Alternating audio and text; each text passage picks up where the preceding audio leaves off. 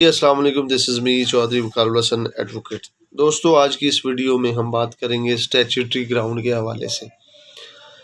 Trial में तख़ीर की बुनियाद पर ज़मानत कैसे ली जा सकती है। अगर किसी भी वजह से आपका जो ट्रायल है वो तख़ीर का शिकार हो जाता है, तो इस पे बहुत ही खूबसूरत फ़ैसला 2025 MLD 132, यानी कि अगर किसी मुलज़म का ट्रायल जो है गैर ज़रूरी तख़ीर का शिकार हो जाता है, तो उसे हक हासिल होता है कि वो ज़मानत पर रिहा हो। ये ज़मानत जो है अदालती स्वाबदीद होता है, यानी कि डिस्क्रिशनरी पावर होता है जो अदालत का, कि वो उसको ज़मानत पर रिहा कर दे। इसके अलावा मुलज़म का यह कानूनी हक भी है कि उसके ट्रायल में तख़ीर हो रही हो तो वो उसका एक राइट बन जाता है, जिसकी वजह से अदालत जो है उसको ज़मानत पे रिहा कर सकती है।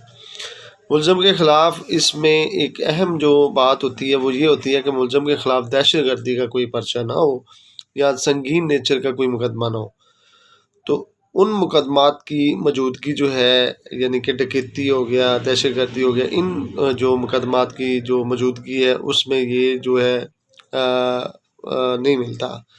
स्टैट्यूटरी ग्राउंड जो है एप्लीकेबल नहीं होती। बाकी जितने भी ऑफेंसेस हैं उसमें जो है वो ट्रायल कोर्ट में तख़ीर की वजह से, चालान ना आने की वजह से जो है वो बेल का हकदार हो जाता है। ये फ़ैसला 2025 MLD 132। बहुत शुक्रिया। अल्लाह हाफ़िज़।